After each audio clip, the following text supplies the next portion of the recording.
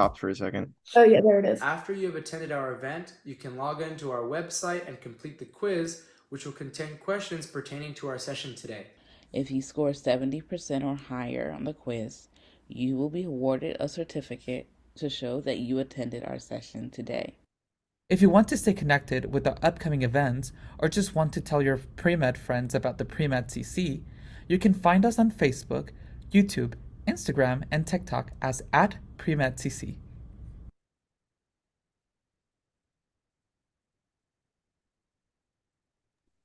Hi, everyone. Thank you for joining today's webinar. Today, we have three important people joining us. We have Mr. Santiago Bernal. He is currently the Assistant Director for UCLA Center for Community College Partnerships. Working at UCLA's Undergraduate Admission, he established the Student Transfer and Opportunities Mentoring Program in his current position. For the last 20 years, Mr. Bernal has also worked on a weekly limited basis at Pasadena City College's Transfer Center as an advisor and to develop culturally affirming practices and programs such as the Chicana Latinx Advancing in the Values of Education program and the now annual Latinx grad. Ms. Sarah Molly Torres is the Assistant Director of the UCLA Transfer Student Center. She's been working at UCLA for just over 8 years and with the Transfer Center almost 4 years now. Prior to working with the TSC, she worked in the residential life as a resident director. With over 10 years of experience working in higher education, Sarah is most passionate about equity, educational accesses, and creating spaces of belonging. Ms. Diana Torres is currently the Assistant Director for Transfer Recruitment at UCLA's Undergraduate Admission and co-supervisor for UCLA's Student Transfer Outreach and Mentor Program. In her current role, she works closely with a number of community colleges, primarily in Northern California and a few in Southern California, Los Angeles County. She works closely with transfer students by providing admission advising, appointments, UC application, and PIQ workshops, and supports students to ensure they have all the tools to successfully apply and transfer. We're very pleased to have you all here today.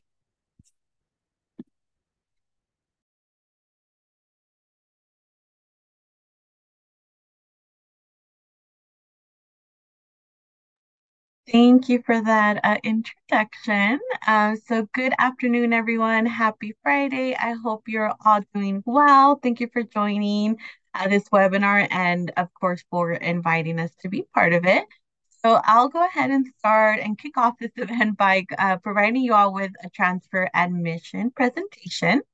So hopefully you're all seeing the slide, the UCLA slide in front of you. So over the next few minutes together, I'm going to do a little introduction into UCLA and then a deep dive into the transfer admission process. So you're welcome to use the Q&A chat to ask any questions that you may have.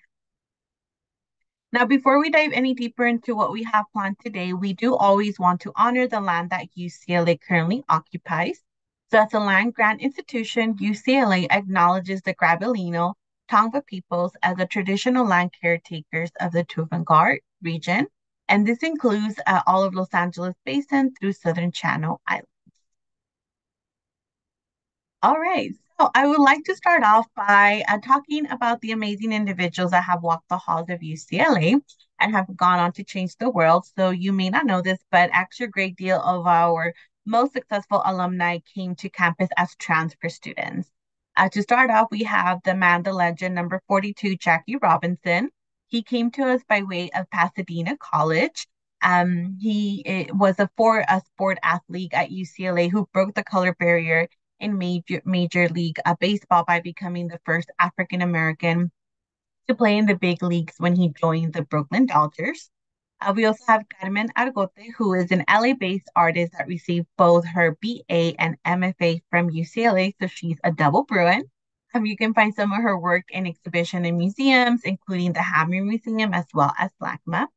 We also have Patricia Locke, who is a Native American educator and activist who was actually part of the MacArthur Fellows Program for her lifelong work in preserving Indigenous North American languages. And last but not least, we have the American mathematician and champion of underrepresented minority groups in the sciences. And he was actually awarded the National Medal of Science from President Obama in 2011. So again, this just gives you sort of like a quick little, idea of some of the amazing transfer alumni who are changing the world. And we always like to say that one day you can have your picture up here and I'll be talking about all the amazing things that you have been doing and will go on to accomplish. Now, here at UCLA, we offer an astonishing array of opportunities, and it really starts with the faculty. So, being that we are a Research One institution, students are learning alongside professors who are leaders in their respective fields. So, this gives you, as undergraduate students, an opportunity to partake in the research alongside these world experts. You're going to hear me talk a lot about research and maybe through a lot of these presentations, right? So, I do want to invite you to keep an open mind when it comes to research and really think about doing or partaking in it once you're on our campus if you're not already involved in it. Here at UCLA, we offer more than 125 different majors, and you can actually find them on our website as well as within our transfer admission guide. So I'll be sure to post a link in the chat for you to access this. But you're going to find, of course, some of the traditional subjects like English, political science, within UCLA, but we also have unique majors like world art and cultures. And each year we keep adding new majors. So some of the newer ones include labor studies. We now have a disability studies major, and then public health as well. So for those of you interested in going into public health, we offer both now a BA and a BS. Within UCLA, all the majors are organized into different schools. So we have the UCLA College, which houses a majority of our undergraduate programs. And then we have the specialty schools, and that includes like the School of Engineering, the School of Theater, Film, and Television, the School of Nursing, the School of Public Affairs, the School of Music, right, and so on. And I'm going to go a little bit more into detail, including the different like admission requirements later in this presentation. In addition to our majors, we also have 90 plus minors. A minor is a concentration that can complement your major, or it can be in a completely different field. This could be maybe another passion of yours, right? And the beauty of minors is that it can help you gain knowledge or skills in a field, again, that doesn't necessarily pertain to your major. So you can think of it sort of like a mini major that really adds like a wow factor to your resume and college experience. About 22% of our transfer students do add a minor once they're on our campus, and it's open to all students, right? And they do have different requirements. And you don't have to apply to minors at the time of applying to UCLA. You will apply to these minors after you start your journey here at our campus. And again, within the transfer admission guide, which I will go ahead and post in the chat for you all to view, you can take a look at all of the majors and minors. Awesome. All right. So research. So again, you're going to hear us talk a lot about this, right? But research is one of the ways that you can enhance your degree. UCLA, right, among all of the UCs, is a research institution, which means that all of the faculty are leading cutting edge research in addition to their teaching duties. And to do so, UCLA is awarded $1 billion in research funding, right? These research opportunities are not only happening right within the sciences, are often related to someone with like goggles and a lab coat, right? And of course, yes, within the sciences is being done, but it's also being done across all of our other majors within environmental science, within psychology, sociology, history, right? Political science as well is being done, right? So essentially, in the most basic way that I learned to explain research is if there is an issue that you see within your community, within society, right?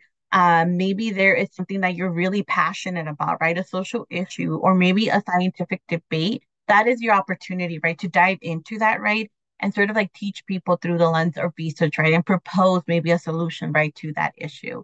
It could be going out into the community. It could be hitting the books, right? The library, right? And looking at other journal articles. So again, I want to invite you all to keep an open mind and really consider doing research. Here at UCLA, we have two undergraduate research centers, one that focuses on the sciences and another one that focuses on humanities, arts, and social sciences. If you don't know where to start, well, where do I even start, right? With research, you're going to have your professors, you're going to have your academic advisors. We also have an undergraduate research site for all of our students that sort of walks you through like, okay, these are the things you should keep in mind if you're interested, right, in partaking in some of these opportunities. All right. Beyond the academic opportunities, I want to talk a little bit about life on campus. So as you know, with the pandemic, housing options definitely shifted. But as of fall 2022, UCLA became one of the first UCs to reinstate the housing guarantee. So as transfer students, you're guaranteed 2 years within university housing. We have different housing options. We have on-campus dorms as well as off-campus apartments. Within on campus, we have the residential communities.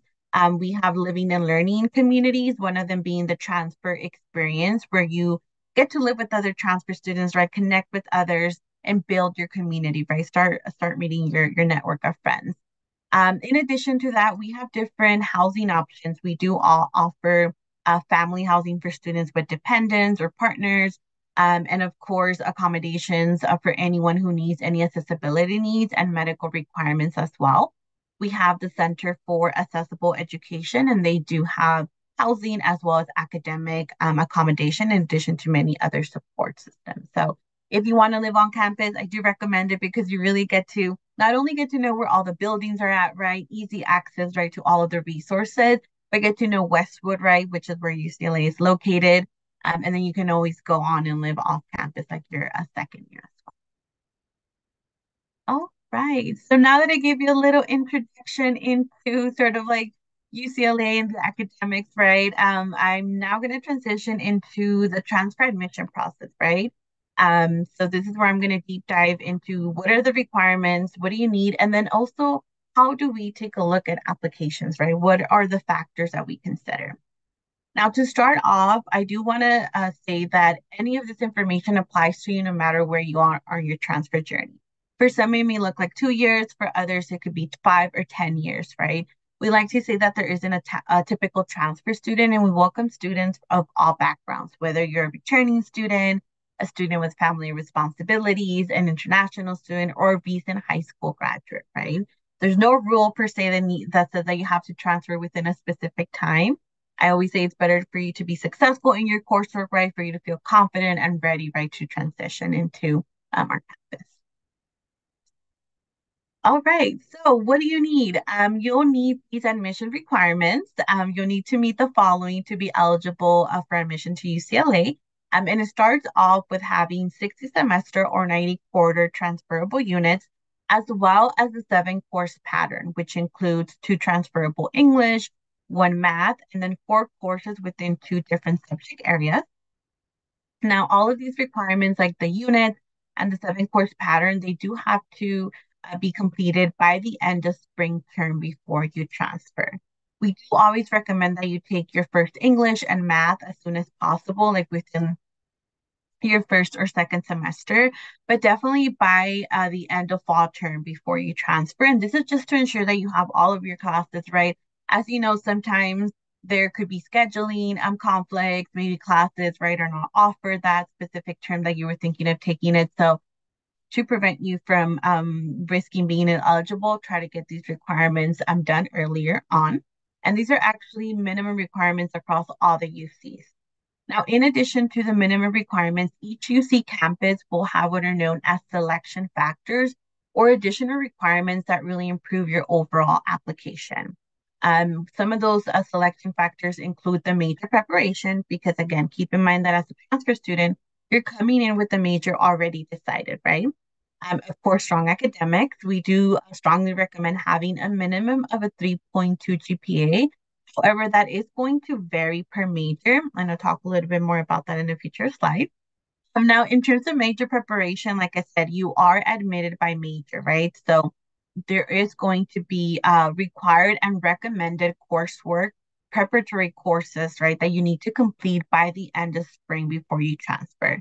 Now, there are some majors like business econ, economics, psychology, and communication that actually recommend students to complete their major prep even earlier, like by the end of fall before they transfer.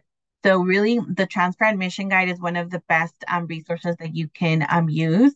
Going on our website, right, reading the information and knowing, okay, what is required, what is recommended. Now, the way that you take a look at what courses, right, you would have to take at your community college is by going on assist.org.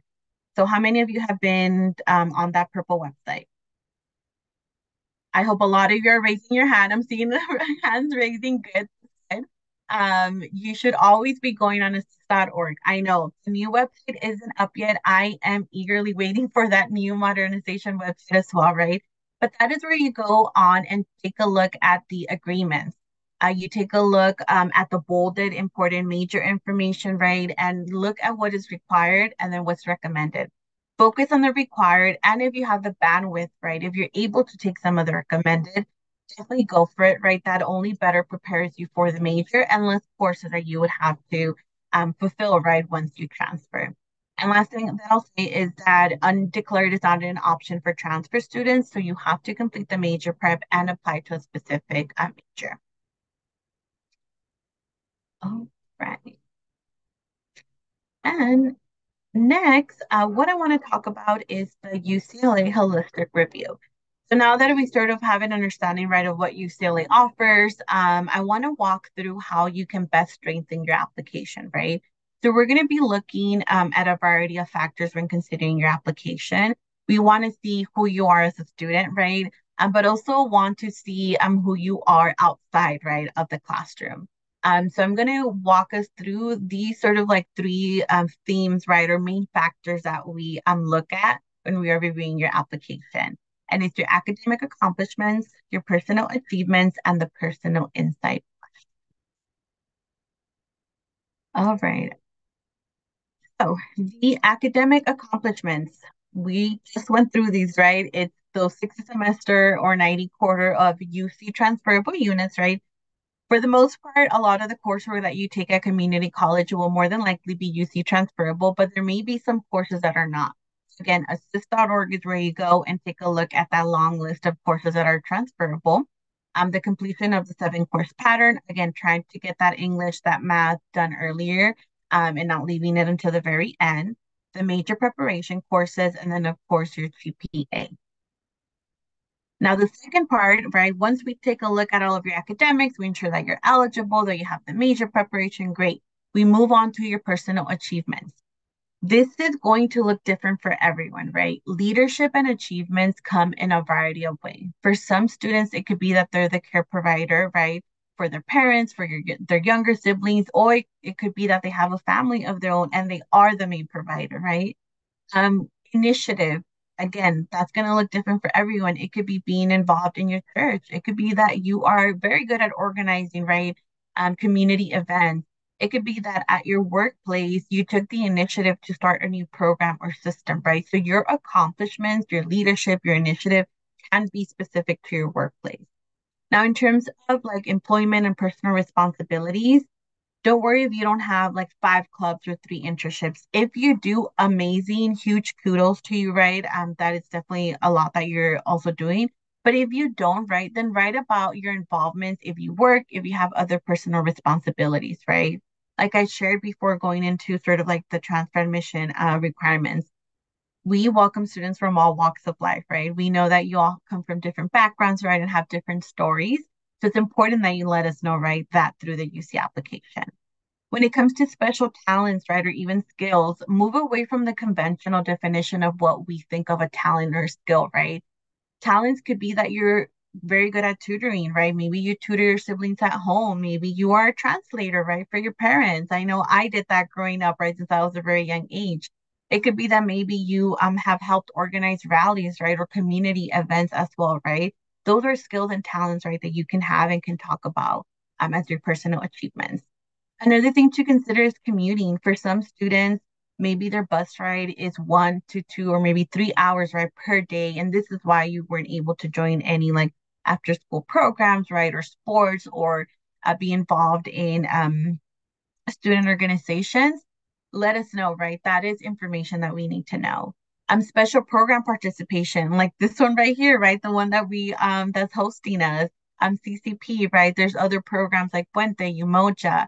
These are all special educational programs, right, that are there to support you and guide you, right?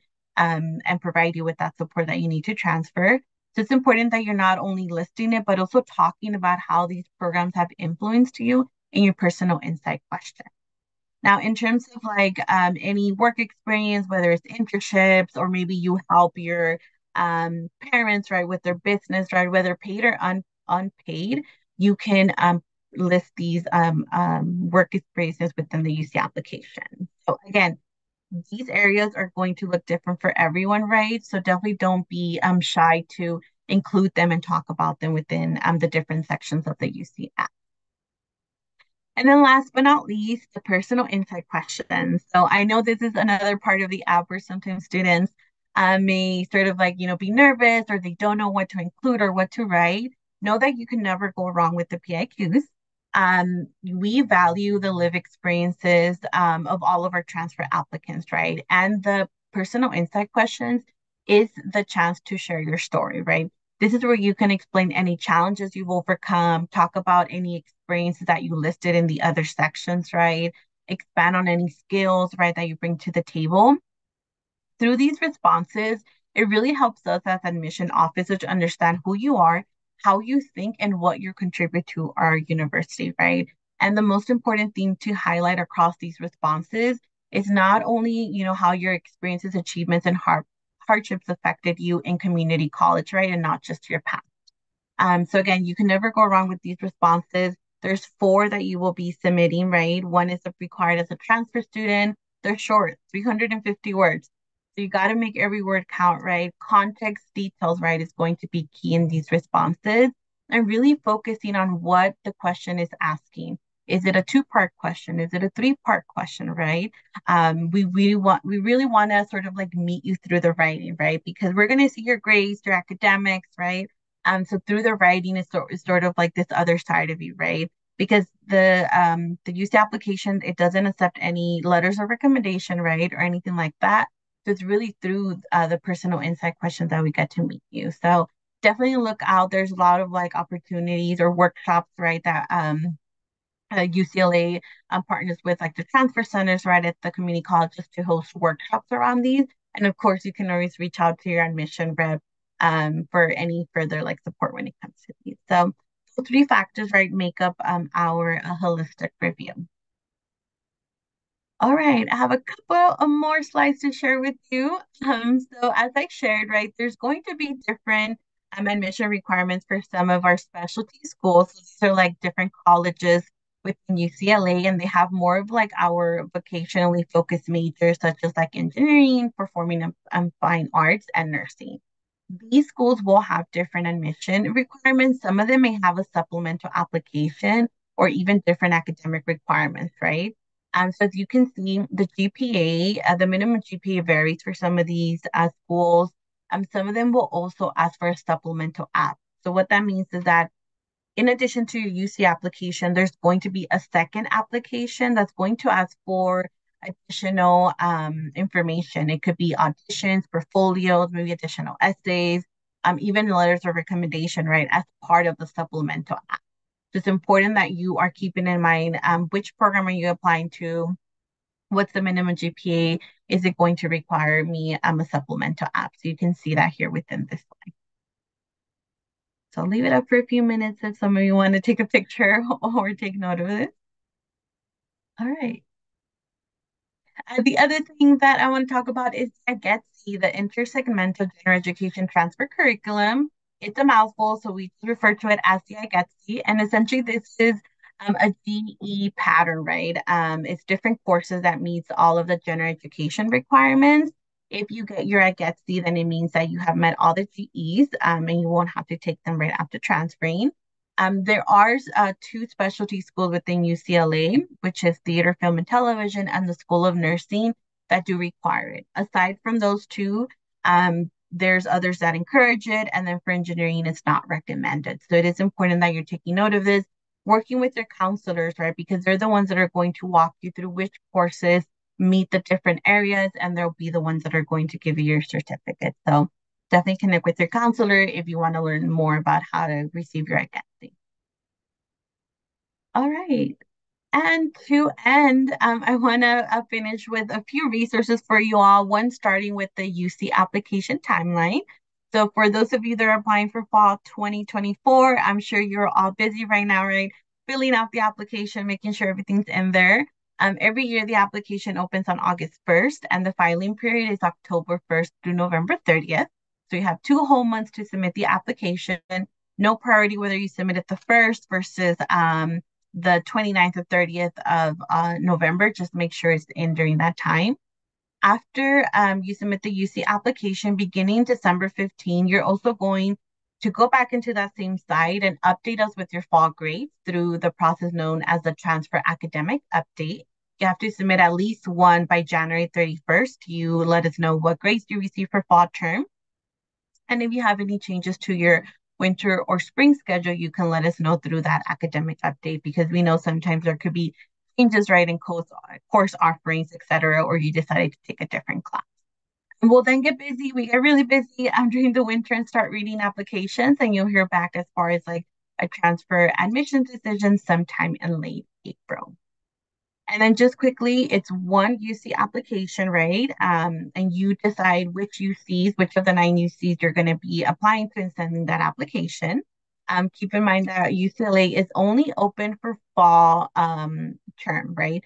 Some UCs may be open for like winter and spring admission, but UCLA is only open for fall term. There's an application fee, which is $80. However, there's a fee waiver available. If you are eligible, then it's 4 UCs that you can submit the application to without any cost. And again, just a reminder that the filing period is October 1st through November 30th. So 2 whole months for you all to submit that. And then last but not least, every community college has an assigned representative with whom you can set up like individual appointments, right? You can email us to review like your PIQs, or if you have any application, major prep questions, right? Definitely feel free to reach out. You can go on this website, select your community college, and then find who your rep is. Don't be shy. We're here to support you and guide you, right? That is our job, to be a resource for you all to ensure that you are not only eligible, but a competitive applicant to UCLA.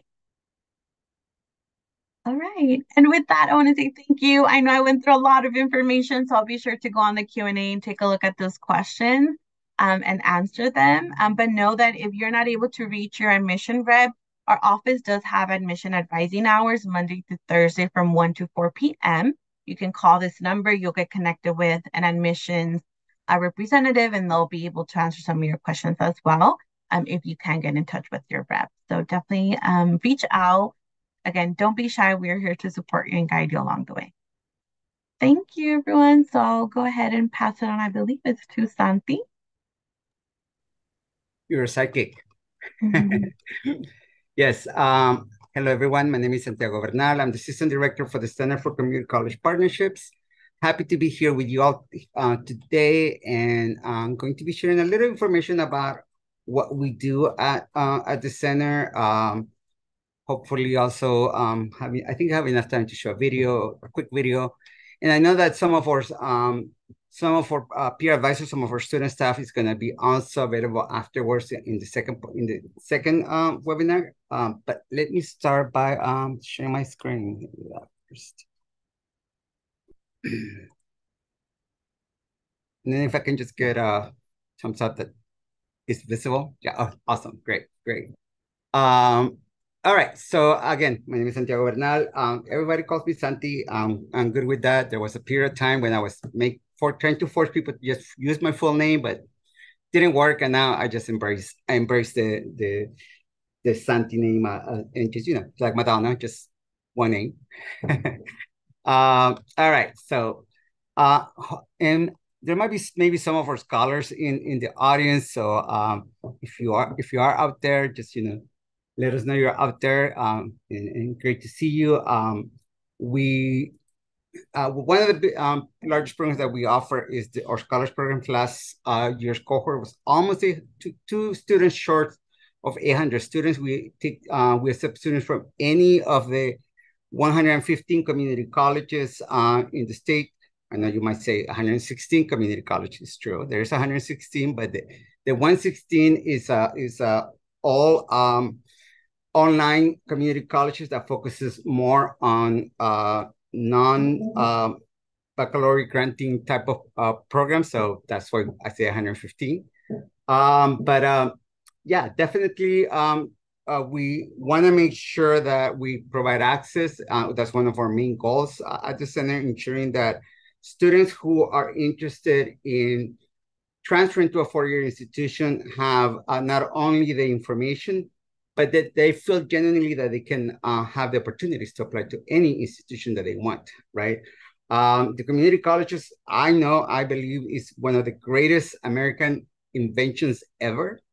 And I say that as someone who, as an immigrant from a country where education is not as given as it is here, right? Where if you don't complete the requirements at a high school, there are very few opportunities after that, right? I'm from El Salvador, by the way.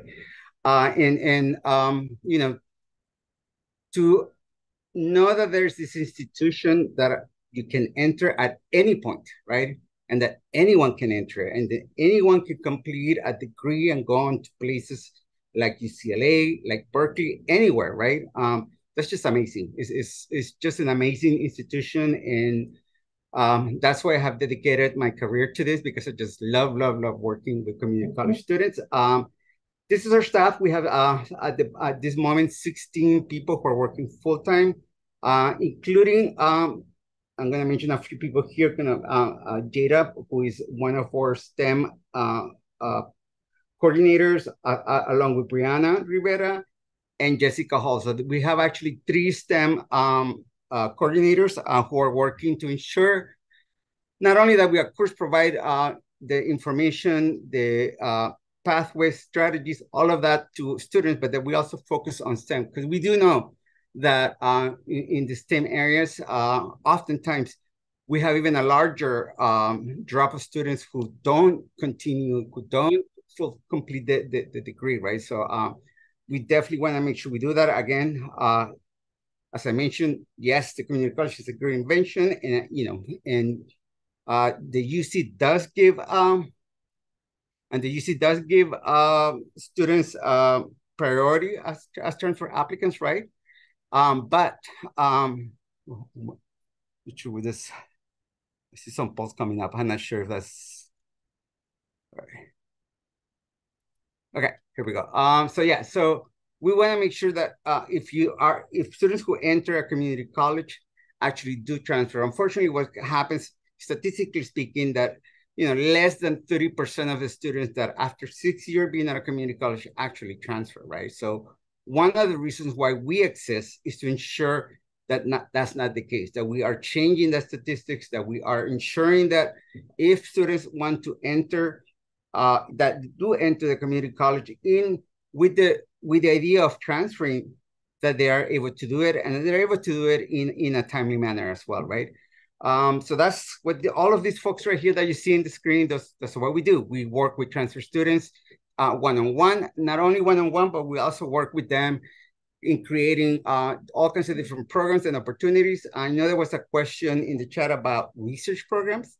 And some of the things that we do as a full-time is try to figure out ways in which we can provide more opportunities for research for community college students while they're still at the community college, right? Because one of the things that we believe in is that transfer success does not begin once you transfer. It actually begins way before that, right? Particularly for community college students and transfer students who have a little more limited time at the university. We want to make sure we expose you to all the different types of ways in which you can maximize the opportunities available prior to transferring and after transferring. So we want to, that's really the ideas. On the screen, you see the list of all of our peer advisors. As you can see, we have a large number of STEM peer advisors as well. And we try to provide, and all of these peer advisors work together to ensure, along with the full-time staff, that we are getting to change what we're trying to change. So what we're trying to change, or impact statement, is that we want to make sure that community college students are given all the opportunities, have all the access, and have all the strategies in order to be able to transfer again on a timely manner. And that transfer success, and we don't get to define transfer success. You as a community college student gets to define that, whatever you think your success as a transfer student may be. That may be going to a very specific campus, right, to a very specific university, or to enter a very specific major, or to graduate within a certain time, or to have a certain kind of GPA, all different kinds of ways in which you can define transfer success. Our job at the center is to support you in that, is to ensure that whatever your goals may be, whether it's, coming to UCLA, to any of the other UCs, even if you want to go to that other school across town, we don't mention that school in UCLA, it's a rival school. But what I always say is that we will help you get there too. If you want to be second best, we will help you to be second best if that's what you want. No, but really, great programs at USC too for community college students. So definitely look at all the opportunities. That's really what we're all about. We want to make sure that you are in a place where you're able to say, once you get all your admissions notices, that you have choices and that you get to say which one is going to be the lucky university that's going to get you, right? Because as transfer students, you are vital to what we do at the university. Our universities are research institutions. They're all about innovation. They're all about, just creating new answers to all the problems that we have in any kind of discipline, right? And what I have found about community college students is that because of the unique experiences that you bring, you have that really great perspective to create, to innovate, the resilience, and just really all that wealth that you bring once you enter the universities like UCLA. So definitely want to make sure that we're serving the students who are underserved. We want to make sure that, of course, you have the transfer knowledge, but more than transfer knowledge, I think for us is really important. What we call the transfer knowledge is that transactional information, right? How do I do this to do that, right? That's great. It's important, and we'll make sure that you get that. But I also think it's important to understand what we call the transformational information, meaning that not only do we want you to, of course, know how to transfer, but we also want you to take the responsibility to help other people in that process too, or that in whatever discipline that you go into, that you understand how connected we are as human beings, right? That whatever you do in your discipline may have a larger impact in society. So we definitely want to make sure that you understand that the role that you have as a community college student is an important one, right? And that we want to make sure that we are supporting you to get there, to become self-advocates, so that you can not only assist yourself in that process of transferring, but that you also then go on to make changes. You're going to hear from our colleague Sarah in a moment. And we work together because we want to make sure that we are passing on the students who are coming through us. They should know what to expect at institutions, right? And then Sarah's going to be there just waiting for you to transfer and to ensure that she shows you the opportunities once you transfer, right? But we want to start informing you about that before you transfer to both the sending institution, the community college, and the receiving institution, the university. Research is an important part, as I mentioned, but so is community. And we try to build community. We try to ensure that you feel part of a community, that you feel part of the larger transfer family, right? That's really a lot of the work that we do. And to kind of show you that, I think, this is the best way to do it. Look at this video, and it was pre-pandemic, but we're going back to this, so most definitely. Right now, you may be at a community college. No one sees you. But once you go through these transfer programs and do that again. And I want to make sure you're able to see and hear the video.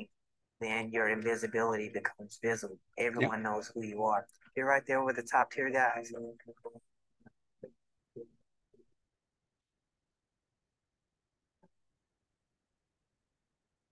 A lot of students don't feel that this is a place for them. And it's really breaching that distance that exists, not necessarily physically, but mentally. The Center for Community College Partnerships, or as it's known, CCCP, is an academic development program focused on helping students prepare and become competitively eligible for the University of California system. Our goal is really to empower students to take ownership of their education and understand what they need to do to become a competitive applicant and to be successful. We realize that there's a gap in the educational pipeline where first generation and students from underrepresented communities are really not transferring into the UC system, specifically to UCLA. So our program is actually based on a critical race theory framework where we recognize the institutional barriers that are placed on communities of color and for first generation students. I'm a first generation student, high school graduate, first to graduate in my family from high school, first to go to college in my family. So I didn't have any mentors. I didn't have anyone to look up to. I didn't have anyone who could kind of show me how they did it.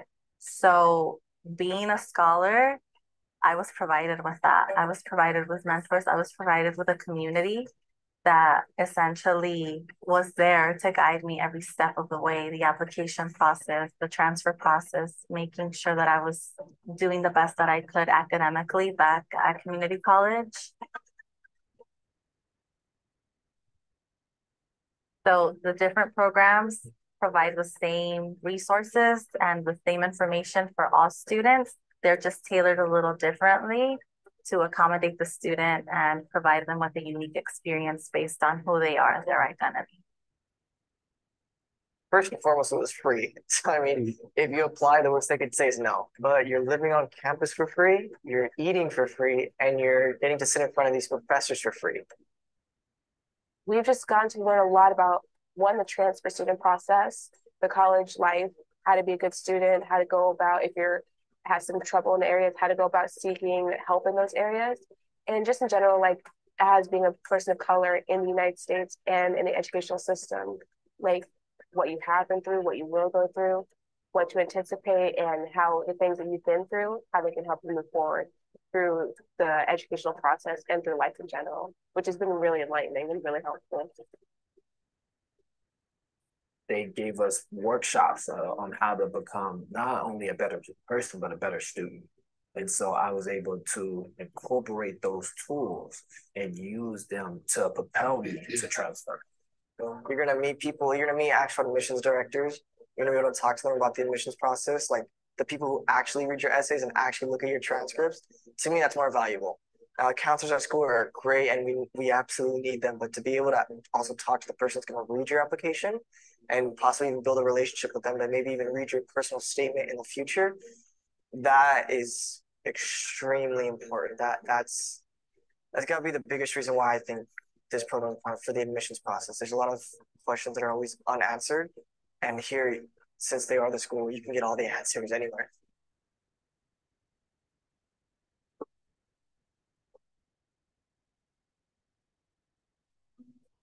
It's amazing that this program follows you through the process of transferring and giving you the tools afterwards to help you develop into an amazing college student. You're responsible to represent your community. Right here, you being here is your community being here as well. So going back and showing them that there's something more than just that bubble right there. And then coming here, coming to any institution and being educated is definitely going to help our community strive. When you're in CCCP, understand that it's a scholarship. Go back home and be proud. Like, wow, this is my first scholarship. So I don't know how many other students have already gotten scholarships before, but just, understand it's a scholarship. This is real, and really know that your dreams are not out of reach. And this program right here is going to give you that. As a first generation student, as a low income student, as a student who historically has not had access to a place like this, students feel intimidated. And it takes someone to say, come to the campus, experience the campus, feel what the campus is like. And it's really when they sit in a classroom that they start to feel like this fits me. This is a place that I can call home. No one has a harder struggle than the next person. We just have our own struggle, but anything's possible. And this program helps make the impossible possible. It makes it tangible. It pulls everything within reach. Let there be a willingness to learn. Let there be empowerment. Let there be transformation. Let there be justice. Let there be space for those other voices. Let there be color. Let there be optimism. Let there be hope. Let there be inspiring moments. Let there be love. Let the invisible be visible. Let there be power to the transfer student. UCLA is accessible. There's no one at the gate saying you can't come here. The only gates that exist oftentimes are the gates that we put in our own minds.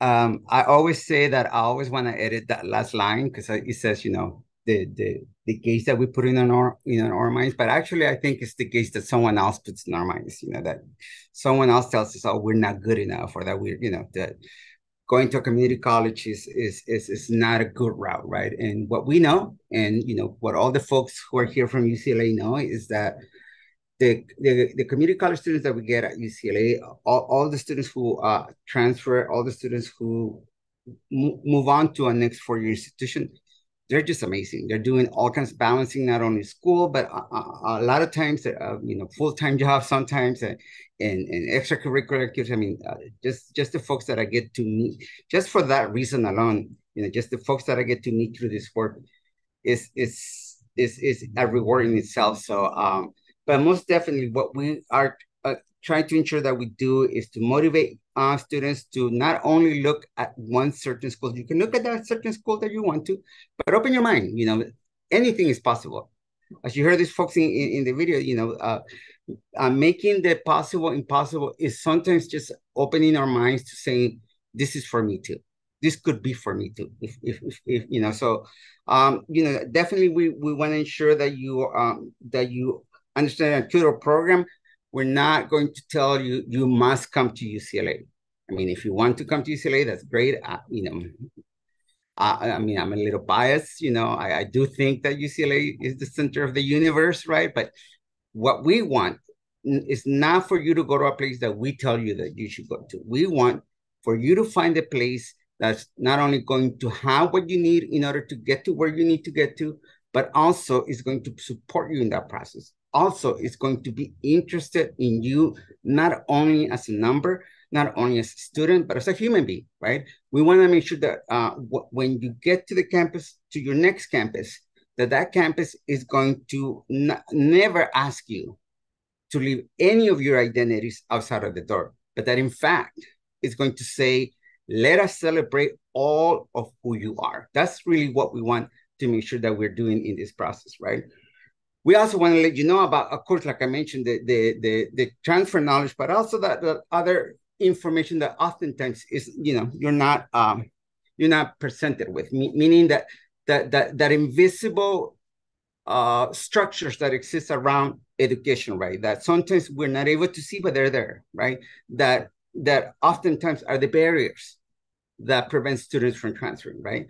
And then we want to make sure that, of course, that we're preparing you not only for the next step, which will be transfer, but also even beyond that, right? We want to make sure that you are looking at your options after you complete your baccalaureate degree, right? Whether that's in the health fields, med school, whether it's you know, and I do have to say this: a number of students who come to our program who are interested in med school end up pursuing also a research degree, a PhD, sometimes both, a medical and a doctorate as well. So because they get engaged so much in this idea of, you know, creating that new knowledge, right? In creating the ways in which not only the way the world is, but the way that the world should be for all of us, right? So definitely we'll be offering a lot of, information about how you can enter that. With the students that we serve, are students who can benefit most from the program. As I mentioned, last year we had close to 100. We're not done recruiting for this cohort for this year. So if any of you are interested, we'll in the last slide we'll have the information, and you can still join. We're still accepting applicants.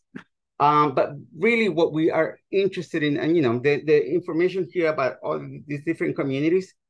Pretty much these are all the communities that we find at the community college anyway. So pretty much any community college student can benefit from the programs that we offer, right?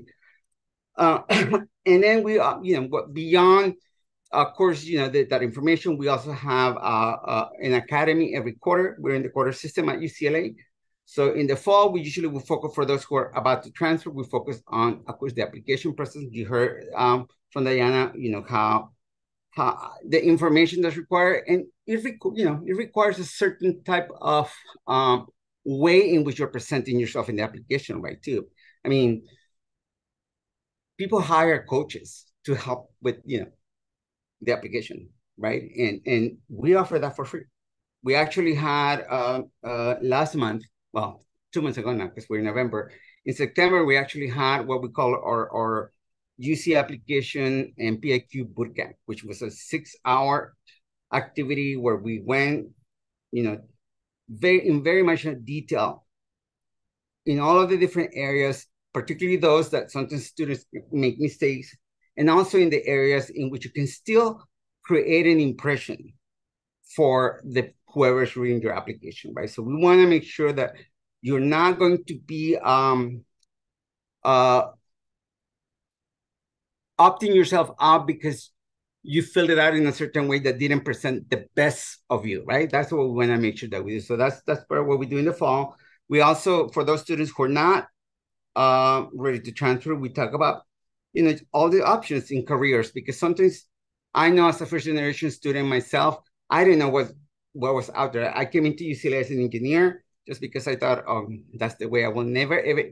The one way I won't have to do presentations, ironically, I changed my major to English because I hated engineering and ended up just doing presentations all the time. So this, and it was because I was choosing a major out of fear instead of out of love, right? So, you want to make sure you're doing what you love, right? So we talk about all these different options. In the winter, we talk about, how you find your education beyond financially, just scholarships, it's one workshop that we call hustlenomics, right? Just doing the hustle. And then in the spring, we talk about, well, what's next, right? What other things can you do beyond just the classroom? There's particularly a place like UCLA, if the only thing that you're doing is going to class, you are wasting a lot of the money that you're spending in that school, because so much of what happens outside of the classroom at UCLA is just amazing. It's amazing how many different opportunities there are outside of the classroom. We also talk about, we want to make sure that you're not only thinking about locally, but we also, have you think about, hey, do you want to go study abroad? Do you want to think about, just think about what globally is happening right now, right? This crisis that is taking place, and just the need that there is for people in the health careers, right? So just globally speaking, right? So, we want to make sure that you're not only thinking locally, but, just you expand your world. We will assign a peer advisor, someone who's already gone through the process of transferring, and they will work with you one-on-one. They will ensure that they share their own strategies and to assist you in finding those things that sometimes it seems like everybody knows, but how did they find out? We have no idea. So these are the folks who are going to be able to illuminate some of that hidden information. And then they work as a team. Let's say that, you are in this one specific major, but the peer advisor that you have is in a different major. Well, we have over 70 different peer advisors, and they will connect to someone else who can give you some ideas about that major, or maybe some ideas about family housing, or maybe some ideas about being undocumented and trying to go through this process, right? So all different kinds of peer advisors that we offer, and we work as a team. I think I'm almost there. So yeah, so lastly here, I want to leave you with this thought that you will succeed at UCLA or any institution, not despite being a community college student, but because you are. What you bring is a wealth of knowledge that is just going to push you through anything that it comes your way. So you also heard, admissions, yes, it's competitive. As you can see, these are the transfer rate for fall 23 was 26%, meaning like 1 out of 4 applicants that apply were admitted at UCLA. For scholars, it was twice as much. We had 52% admission rate, meaning that, basically doubling that rate, right? And it's not because someone in the admissions office is, we're saying, hey, Diana, can you admit this? No, it's nothing like that, right? It's because we provide that information that is going to ensure that you're doing what you need to do on your side and that you are, again, presenting yourself in the best way in that application process as well. Our admission rates for any UC is about 90%, and for any four-year institution is close to 99% at this point. So most of our scholars do transfer somewhere. Some of them, the majority, I would say, do come to UCLA. This fall, we have about 162 scholars who just enter UCLA, including a lot of the STEM majors. So about 52% of the students who applied to STEM majors in the life science were admitted. For nursing, which is a very highly impacted major at UCLA, 3 of our scholars were admitted this year. Last year was the same thing. We had 3 of our scholars admitted. They usually admit between 10 to 15 students every year. And even for engineering, which is a very competitive STEM major, 11% admission rate overall. Our scholars were admitted at 36%. So again, people often ask me, do you think I'm going to get in? And I say, doesn't matter if I think you're going to get in. You have to think that you're going to get in. Because if you don't think this is going to work, then most definitely you're not going to put that effort, right? But if you think it may work, if there's even a possibility that it may work, I said, just go for it, and really, if there's, like nursing, if there's only 10 to 50 students that get admitted every year, why couldn't one of those students just be you, right? I mean, there's no reason why you shouldn't be opting yourself out before even trying, right? So you want to make sure you give it all. No, we cannot guarantee that you're going to get in, but we can guarantee that if you don't try, you definitely won't get in, right? So if you want to join us, please do. Here's some information. I feel like I'm just out of breath right now because I was going so fast. Hopefully you got some great information here. Again, our goal is to work to ensure that you have the tools, the information, and that you understand that you are the one in the driving seat, that you get to decide how this is going to look for you. And that what we're going to do is support you. And then we're going to connect you to everything that happens after that, right? Because we don't want to work, for us, it's not good enough that you got in. The next step is that you have to be graduating, completing that degree, right? And to talk about that what's next after that, our colleague Sarah is gonna share some of that information, and so happy to be sharing space with Sarah. Yeah, so UCLA CCP is one of our partners, and we post a lot of their stuff on our social media. We send out usually one email a year, but if you follow us on our social media, we repost a lot of their things. They have summer programs. They have summer programs for people that live far. They have summer programs that live close. They have virtual stuff. They have a lot of things that I don't manage the social media, but I know that when I see it, it's a lot of stuff that we post and repost from them. And so take advantage of them. I mean, it's doesn't take much. I mean, some of their interest forms are really short. You just have to put in your name your email, where you go to school, what you're interested in. And so, yeah, so I would definitely take advantage of that. And the next person, who is the assistant director of the transfer center, that's the person that you interact with after you're there, right? Or before, or while you're going. So she'll tell you more about it because I don't know. Absolutely. Thank you so much for having me. I know there's not a great way in Zoom to give a round of applause, but just a virtual round of applause to both Santi and Diana. They're both wonderful colleagues of ours. We feel so lucky we get to work with them often. Santi, can you stop sharing screen for a sec so I can share the presentation? As long as I've been on Zoom, I never quite get all the kinks worked out. So I'll start with an introduction. Thank you so much for the generous welcome and sharing our bios. I'm Sarah Molatoris. I go by Sarah Mo. I use she, her, and her pronouns, and I'm the assistant director of the Transfer Student Center here at UCLA. As mentioned, we are the office that is we are on the receiving end of transfers, and we feel really lucky that we get to work with so many amazing campus partners that really try to set students up for success. This is always the most stressful part, sharing screen.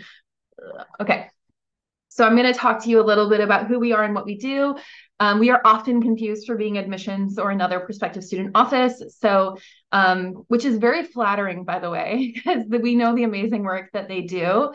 But our goal is really in supporting current transfer students once they transfer into UCLA, because we know as transfer students, you have slightly different needs and you have amazing opportunity to create connection in the transfer community here on campus. And we really want to be a space that sets our transfer students up for success at UCLA. So I have a couple of slides. I got really jealous when I saw other people's videos, and I'm going to share a video with y'all that we have about our center because it features a lot of our current students and shows off a couple of the events I'm going to talk about. So a little bit about us. I love leading with this stat, and Santi talked a bit about this.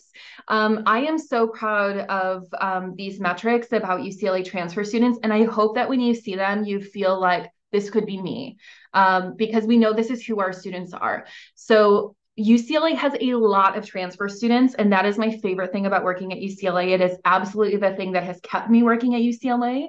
It is 36% of our incoming students, and this was last year's number. It might actually be a little higher this year. Of new students on campus are transfer students. So that's 1 in 3, a little bit more than that. And so I like to start with this fact because coming to UCLA specifically, and we work frequently with colleagues at other UCs and at other institutions to support transfer students as well, but I'm definitely centering on UCLA right now because that's where I work. But the thing is, I think sometimes people are nervous because being a transfer is an invisible identity, but you know you're coming in at UCLA with a lot of other students. Specifically this past year on campus, we had 7,768 transfer students currently enrolled in the last academic year. And I know the number is very similar. We're about to get the official number anytime now. 44% of our transfer students are first-gen college students, meaning that they're the first in their family to go to college in the United States. This is a fact that we love.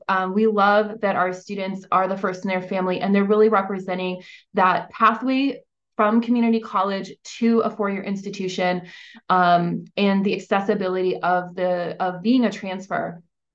With that in mind, 93% of our transfer students are from California community colleges. So big shout out to all of y'all that are currently enrolled in California community colleges or other types of schools. We have other people that don't come from community colleges, but the vast majority of our UCLA transfers are coming from California community colleges. And that's something we're really proud of. We have folks from all across the state, all different backgrounds. We have people who have taken a significant break between their K through 12 education before coming back to school. We have transfer students that have had complete careers before deciding to go back to college. We have lots of folks who are parenting, formerly incarcerated. We have current and former foster youth in our community. We're proud to be neighbors with the Veterans Center. The majority of veterans who have served at UCLA are coming in as transfer students. And so you can tell the transfer community, both at UCLA and at other places, is incredibly diverse. And so it's a really fun challenge for our center to think about, like, really critically about how do we support all these different kinds of students and make sure that they have a welcoming space to call home on campus here at UCLA. So how do we do that? This is our official mission statement, but it's specifically to provide a welcoming environment and create community that is inclusive of all lived experiences. I'm going to go backwards for just a moment. This isn't even an exhaustive list. And so how do we possibly begin to tackle, like, trying to make sure that our space is welcoming to people from all different backgrounds?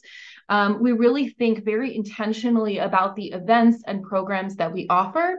And we really try to create spaces that are inclusive, welcoming, and sort of also cater to some, like, particular populations that we know may need additional support during their time and transition to UCLA. In particular, though, some of our focal areas are, we really try to focus on the transition period from the time that people are accepted. We do some welcome events for newly accepted students who are trying to decide if they want to go to UCLA or somewhere else. We have some events in the summer to help people start connecting. We have this amazing event series called Transfer Transitions. I'll talk a bit more in a moment. And we really try to make sure it's like a welcoming transition for new students. We also try to be a supportive resource and presence during students' time at UCLA, both academically and socially, because if you feel good academically, but you feel like you don't belong, you're still going to have a hard time, going to class. I think we've all been there in, like, whether it's class or work, and vice versa. If you have, like, great friends, but you're struggling with school, you're also going to have a hard time. And so it's really important as a student to find some semblance of balance while you're navigating attending UCLA. So we really try to do events and programming that support both academic and social experience. We definitely place an emphasis on, like, well-being, mental health, connecting by, like, affinity communities.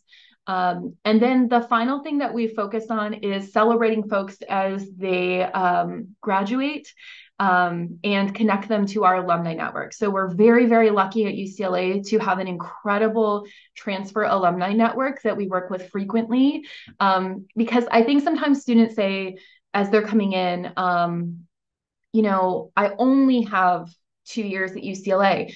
But the reality is, whether it's UCLA or another institution, you do have that time to be a current student, but you're always a Bruin after you go to UCLA, and you remain connected to that alumni network, whether it's informally by reading a newsletter or formally by attending events, mentoring current students, and giving back to the community. And so I like to sort of reframe that thought process around, like, thinking about how you're building connections that can last you a lifetime and set you up for success. I love showing off this photo, even though it's kind of, like, very clearly from a specific moment in time. I am actually in this doorway right here, right now, talking to you, but this is our front desk at the Transfer Student Center. And I love to share with folks that our #1 asset at UCLA is a physical space. So while we don't have the largest space in the whole world, I told you we have over 7,000 students. We definitely can't fit them all in this space at one time. We do have the benefit of having an in-person space. We have a front desk where anyone can come ask questions. We really try to be a space that is inviting, that if you are not sure where to go, you can always come ask us on campus, and we're going to do our best to get you to the correct office, even if it's not something that we do personally. Because sometimes as transfer students, like, that an office or a service is probably existing on campus, but maybe it goes by a different name. So we really try to be a space that is friendly and welcoming and will help you sort of like translate those resources into what is it called at UCLA, where a common one is like, where do I find tutoring at UCLA? And it's like, actually, it's in a couple different places. Talk to me more about what you want. And then we help connect students to the best resource that we can. This requires a lot of, as I call it, expert Googling. But our front desk is staffed by all current transfer students. Actually, all three in this photo have graduated and are all working at a UC currently, which is hilarious. One of them is a research coordinator, one of them works in academic advising, and one of them is working in alumni affairs, which is amazing. That was not a plant. But we do still currently staff our front desk with current students. And then we have I know the video I'm going to show at the very end shows off the inside of our space, so you can check it out.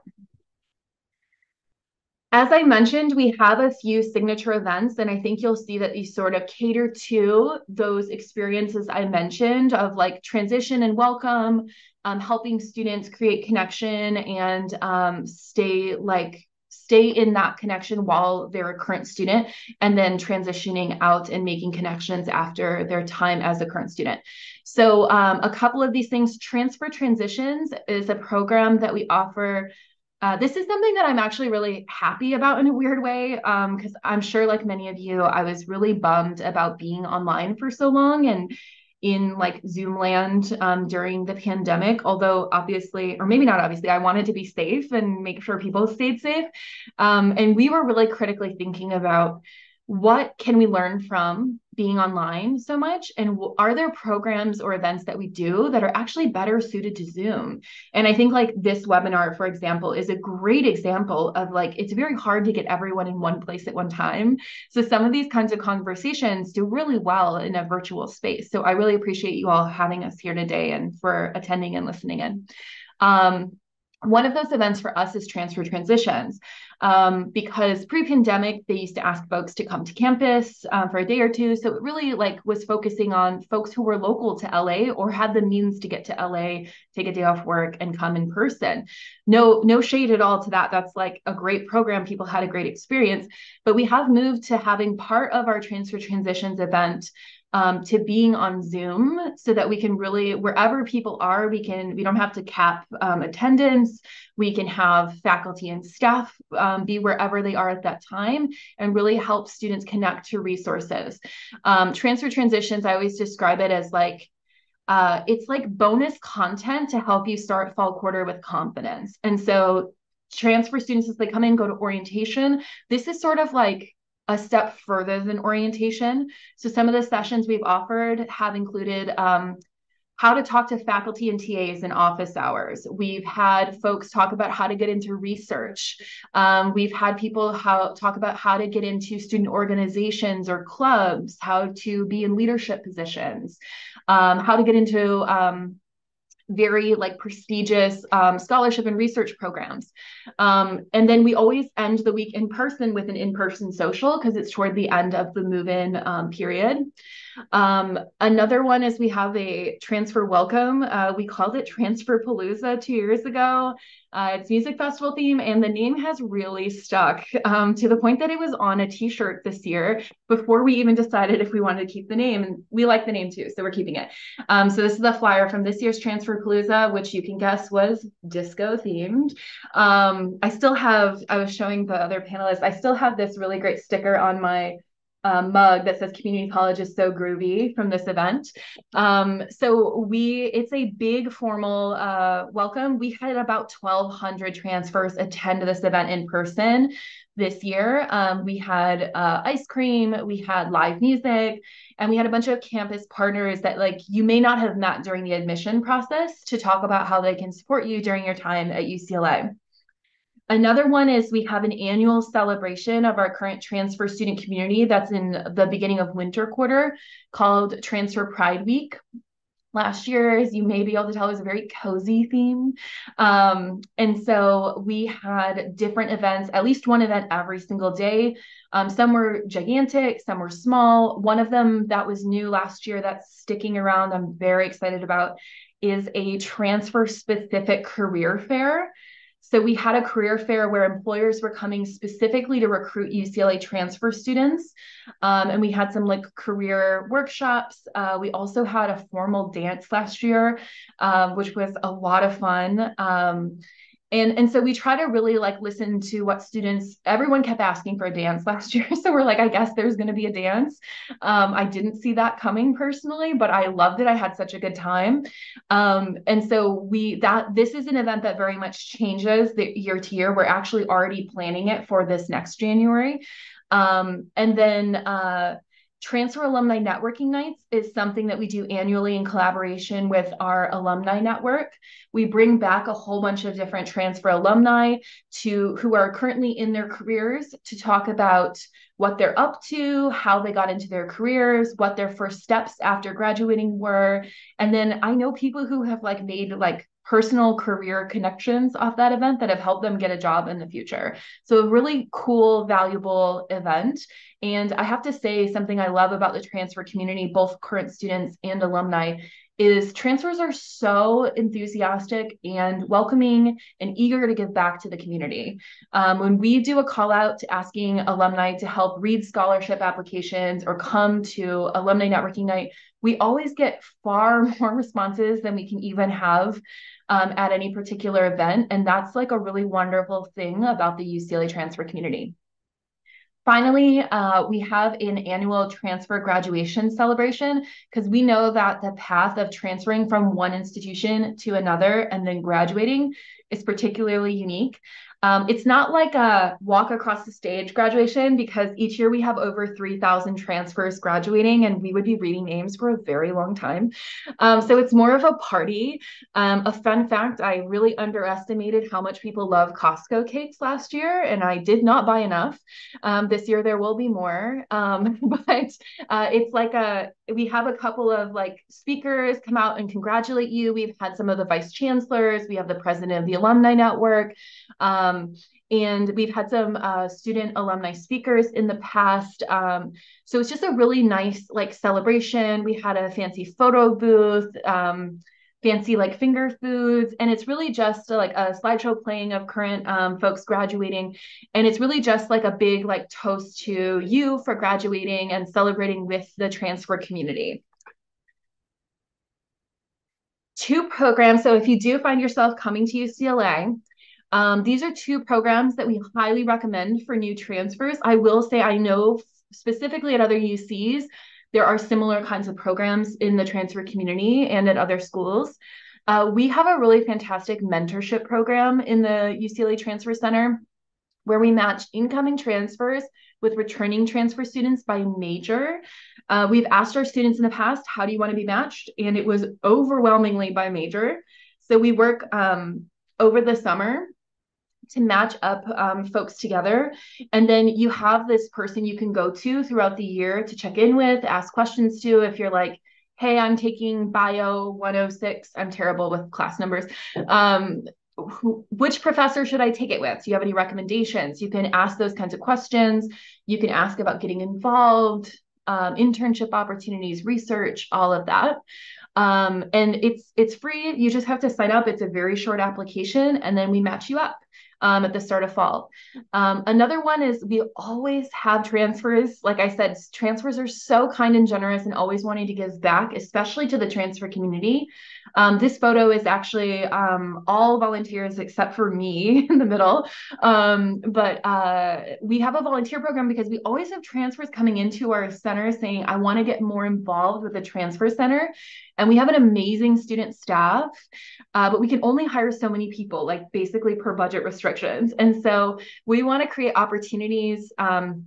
We always ask, are you looking for a job or are you looking to get involved? And if you're looking for a job, we help them connect to our friends who are hiring and going to pay them money by all means. We want transfers to work all over campus.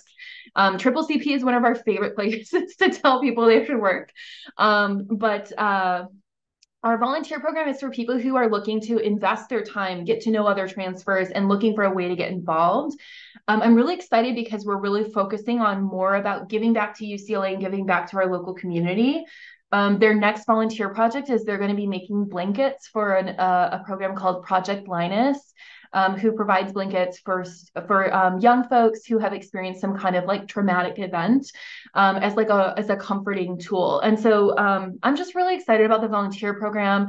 We've met some really incredible students through this program, and it's just nice to be in a space with other folks who are eager to be a part of community and give back to the community. Some cool resources we have, not just any resources, cool resources. We have, and this changes quarter to quarter. So we have something, this is from last spring, the visual. We do have something we call Transfer Campus Connections. So in our space, we have all different campus programs come in and do drop-in hours for transfer students. The way that I explain this is so you don't have to run all around campus looking for their offices, because UCLA, when you first get to campus, can be a tricky, like, physical campus to navigate. So we bring in different academic advising units, mental health and wellness counselors, career counselors.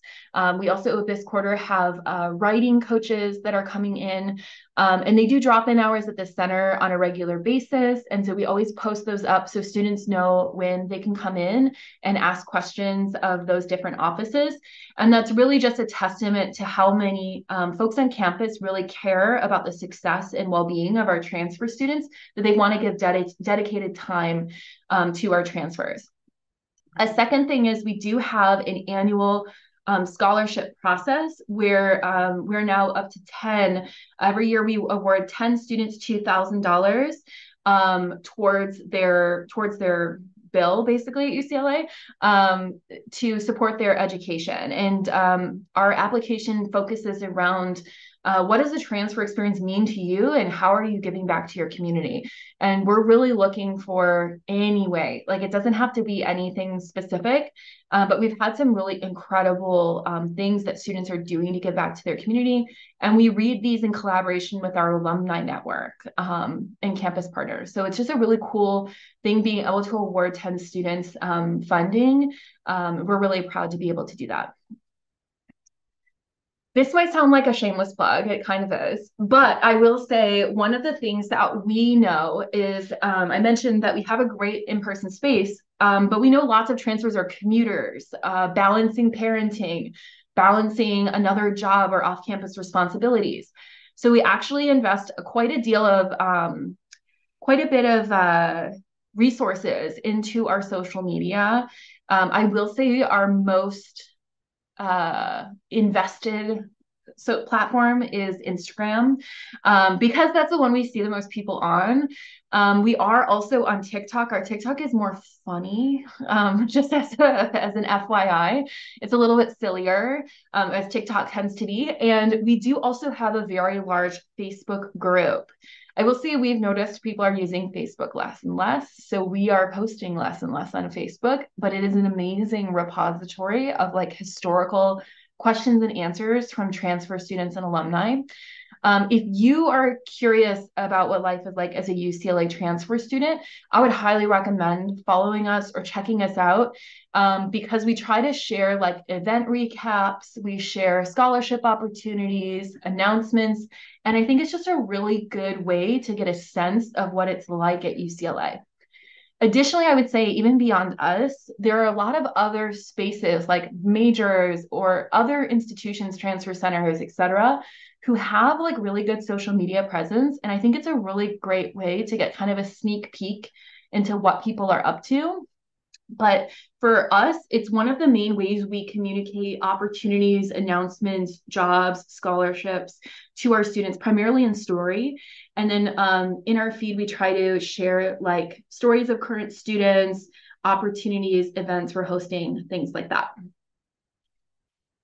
This is my last official slide. I'm happy to take any questions, but I was going to show, I think it's like a 3.5-minute video that showcases some of our current students and shows off our space a little bit.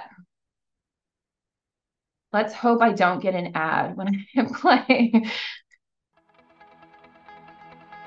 Can you hear it? Okay, thank you. I know applying to college can be intimidating, and it might bring up a bit of self-doubt. But I've definitely found that anyone can find a place here at UCLA. There's so many different students from different backgrounds with different interests.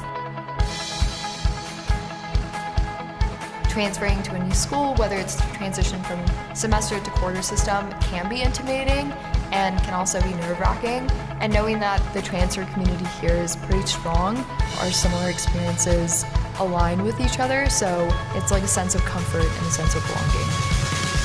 I didn't know what transferring was, and I had to go to a lot of counselors, have them help me to transfer to UCLA. Then it was the Berlin day, and I fell in love with the transfer community here, the love, the support. I just felt that this is home and I wanted to transfer here, and I SIR'd on the spot. And from that day on, the transfer center has been a home for me. Transfer students have an amazing space to come together here in Kirchhoff in the Transfer Center. There's places to study, there's information about all the different resources for transfer students. There's a wall for us to leave messages to each other. It's really just a space that embodies the welcome that transfer students feel here at UCLA. One of the transfer center offer is a mentor. So I signed up and I got an email from a second year transfer nursing student contacting me. David, I got assigned to be your mentor. That was really useful because I was able to connect with another specifically transfer student. Being a transfer student here, I think it was beautiful just because UCLA has a huge transfer community. The transfer resources that are available at UCLA is extensive compared to other universities. And right when I got here, I felt connected. I had a job opportunity through CCP, which brought me on to UCLA, the housing opportunity that I had, as well as various clubs and organizations that were transfer focused, and I felt just at home in terms of my transfer identity.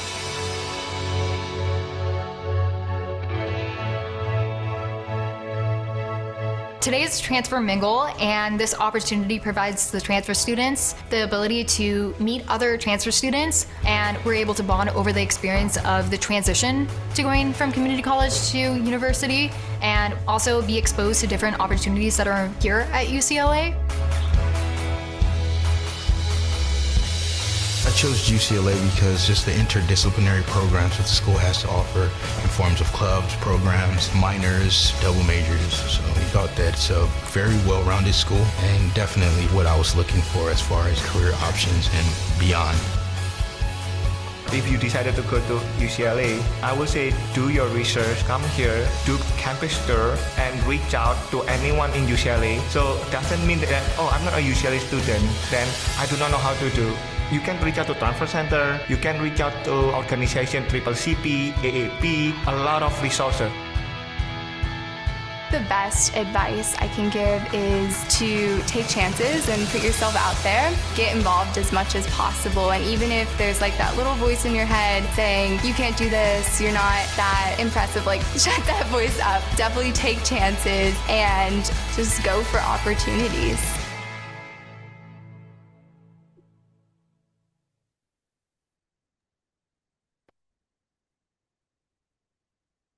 So I just want to say thank you again for, hold on, I know this is going to keep playing. Okay, here we go. Thank you again for the opportunity to talk about what we do. I believe we're now going to move to questions. So I'm going to turn it back over to our hosts. Thank you so much for the great presentation and of course the video to all of our panelists here. We truly appreciate that information. And of course, all of the resources and opportunities you offer to transfer students. So thank you a lot for that. We do have, like you said, a couple of questions, Q&A time. So the first question is, how is a PIQ necessary for the application?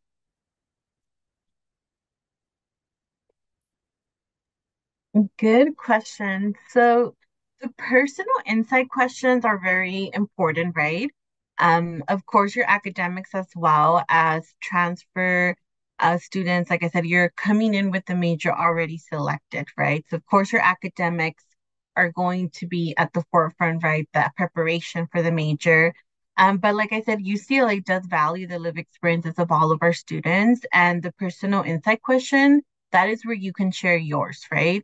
So definitely take the time to start on them early on. I always recommend that summer before you're going to start applying in the fall. Go through a few drafts, have counselors, peers that you trust, look at them, give you feedback. Of course, us as representatives as well, right?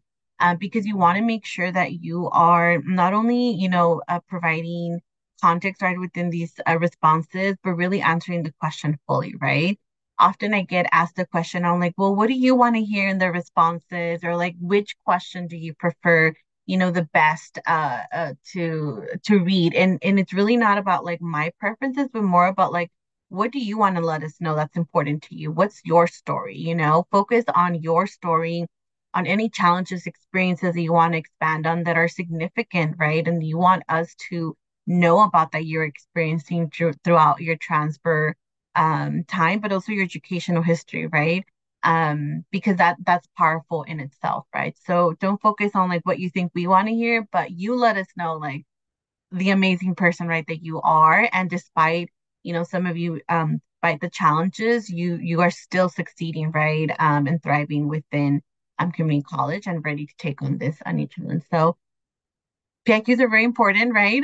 So I cannot stress enough how to start early and use your resources, right? Workshop, reach out to us. Like we're here to support with that.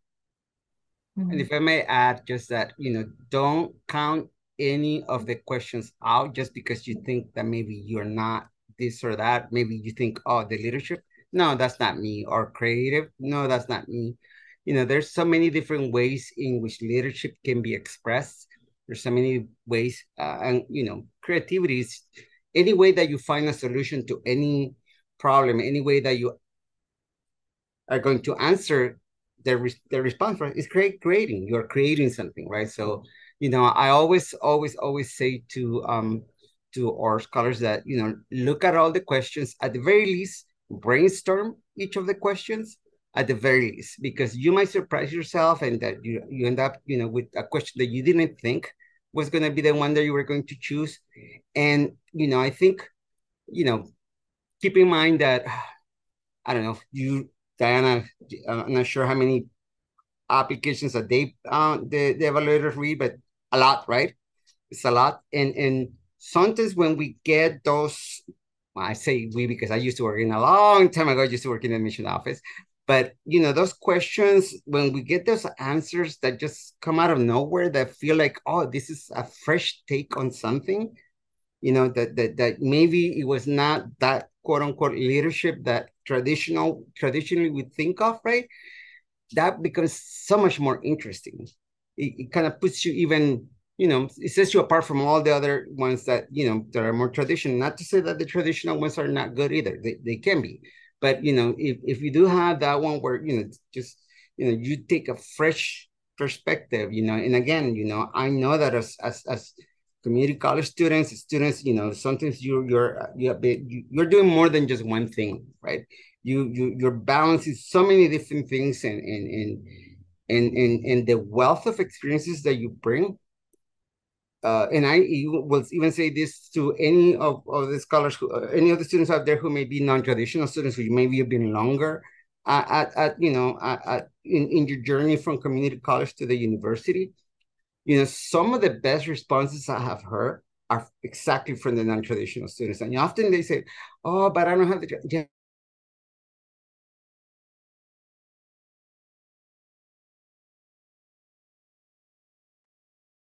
I love when people freeze on Zoom. I can pick up part of that. I'm sure Santi's going to come back in just a sec.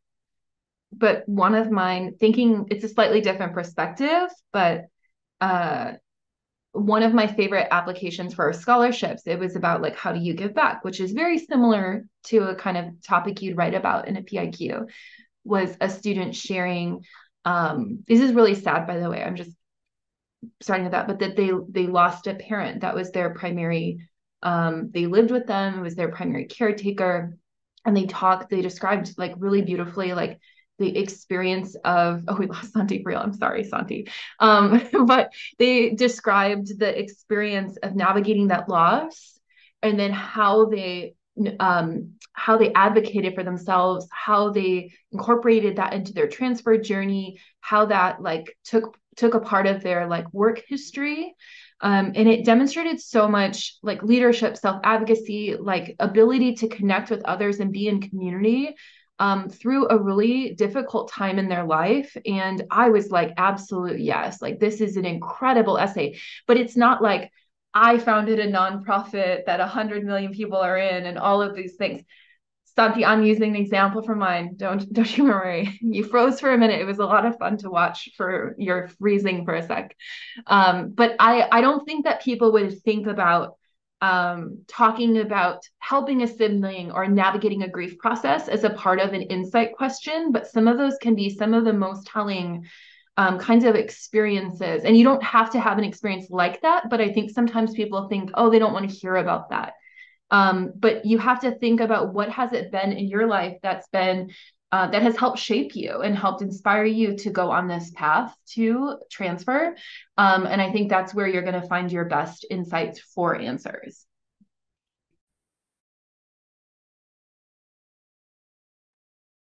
Alrighty, and as a follow-up question for that one, are the PIQ specific for each UC, and where are they posted?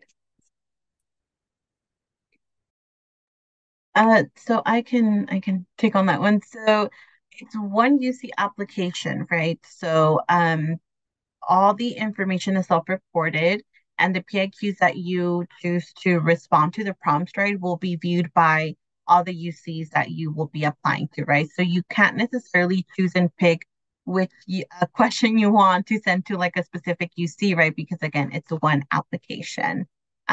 So all the PIQs that you answer will be viewed by all the UCs that you submit that application to.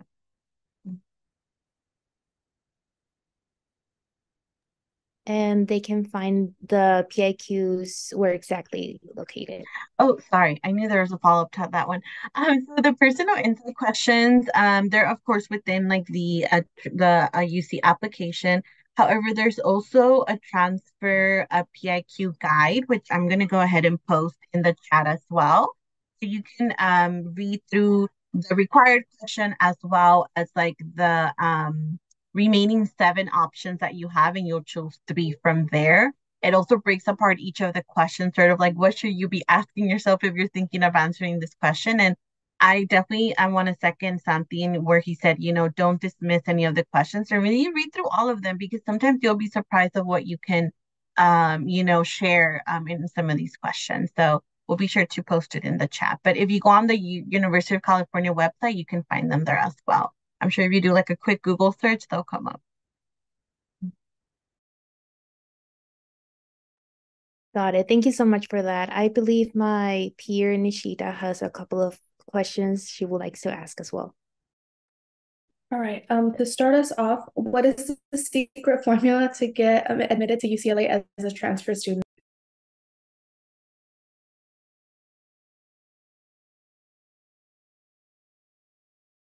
I missed the first part of the question. I'm not sure if... The secret formula, the secret sauce. The secret formula. The secret formula is you. That's the secret formula, right? It's just, just be you. I mean, and make sure that, you're gonna fill out the information. There's information you're gonna fill out that's gonna be just like factual, right? What classes you took, what grades you received, when you were born, all of that, right? But then there's places where you get to be able to kind of show your own personality. I mean, of course, the PIQs is definitely a place where you can do that, right? But, even in places like where the awards and the awards and activities section, right? You could respond, let's say, for example, that you participate, let's say, for example, in MESA, right? Which is it's a state, UC statewide program where a lot of STEM students participate in. And you can just cut and paste what MESA does from their website, and you wouldn't be wrong. That would be okay. You could, that will do the job. But you could also say what you gain or what you have done in MESA, right? And that gives just a little bit of a little bit of you in that response, as opposed to like a cut and paste generic response. Now we got a response that says, I participated in a conference through Mesa, right? Or something that is more unique, to your own experience. So there's, even though it's like, it's not a lot of space, there's, a limit on how much you can say, but you can say the generic response, or you can say a response that shows us your own experience in it. And I think, you're building through that as the person who's reading it, right? You say that person starts to build an image of you, and it's not going to be generic Mesa, the pictures that they put in the website, right? That's not what's going to come to mind. Now it's going to come to mind someone else, someone very specific.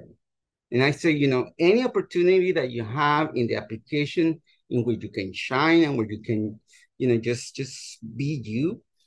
It's a way of creating that persona, that person that's going to become that transfer reality for us, right? So, I just really encourage you to be able to say who you are. I think that's the greatest thing that you'll be able to do. You are the secret sauce.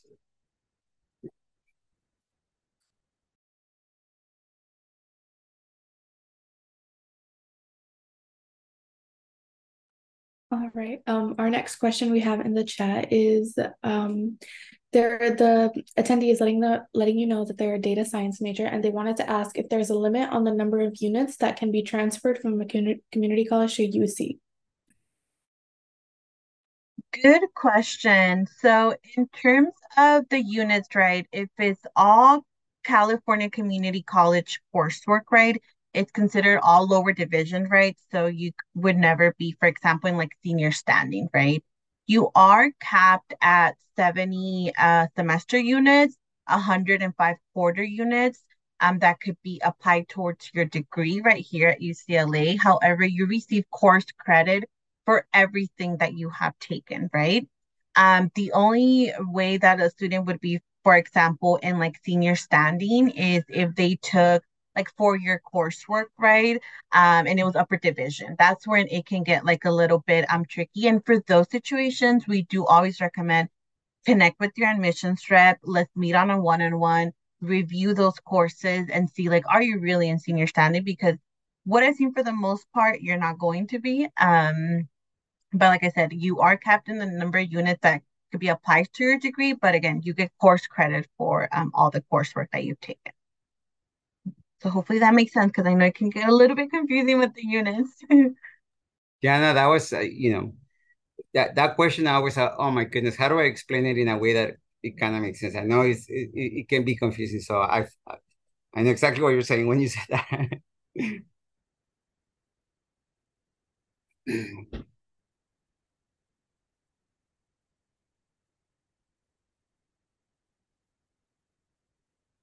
I did see some question around like the PIQs, like is it recommended to be like straightforward, have it be like creative writing, right, or anecdotal?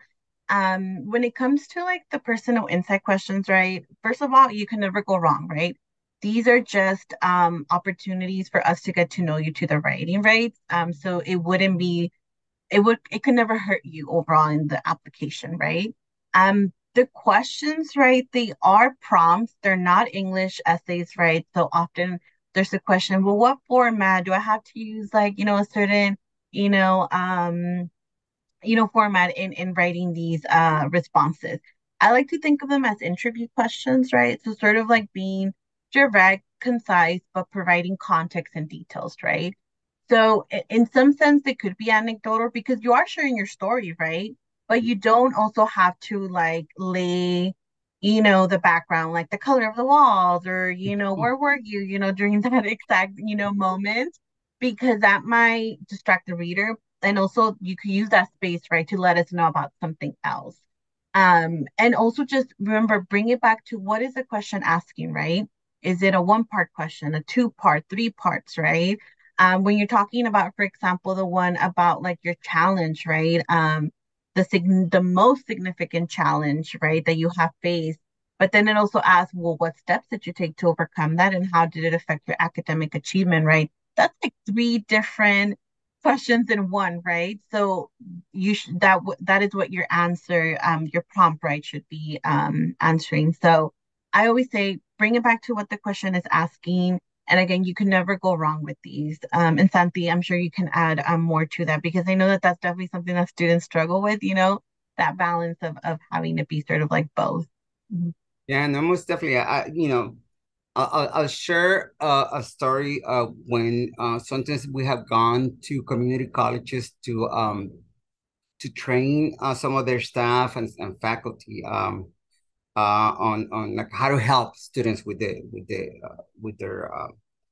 their responses, right? And oftentimes the folks who work in the counselors, the transfer center folks, they're on, they're on it. They get it. We talk about how important it is. Content is the most important thing. I mean, if you missed a comma here, or it wasn't like the best written, maybe it wasn't like, it's not gonna make the top 10 novels of New York Times. That's okay. That's not what the admissions is looking for. They want content, right? But the folks who push back are the people from the English department. Every single time they push back, they say, but shouldn't they have like this? Shouldn't they have that? And I'm like, I mean, it'd be great if they do, but they don't need that. They don't need all of that. I mean, if they have a response that gave us something that we couldn't find anywhere else in the application, that was the place that we found something new, something that was, just compelling, right? That was true to the person who was writing it. It doesn't have to have like, you don't have to go through a thesaurus. Well, I don't even know if you know what thesaurus are anymore, but you don't like to look for like the fancy words. Those are not necessary, it can be straightforward. I mean, I have found more information in the straightforward type of responses than in the responses that are trying to be so like flowery and just trying to be all of that, because you're trying to be someone that you're not necessarily, right? First of all, and secondly, is content, right? What we want is more information about you. You don't need an introduction, a second. That's where the faculty in the English department, they just argue. I mean, they argue with admissions people and say, I don't think you have the right response. And I'm like, they're the admissions people. How are they going to tell them that? But yeah, so I would say, content, that's the main thing. You give more info, talk about yourself. This is the place where you need to talk about. Don't talk, one thing I would say, since, we're in the pre-med, right?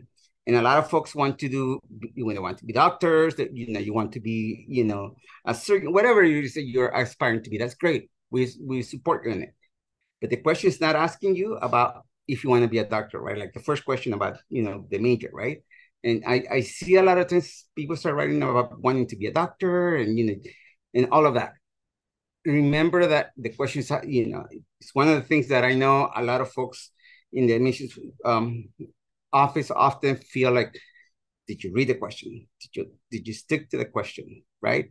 Make sure you're reading that question, because that question is not asking you about your career aspirations. It's asking you about what major you're choosing, right?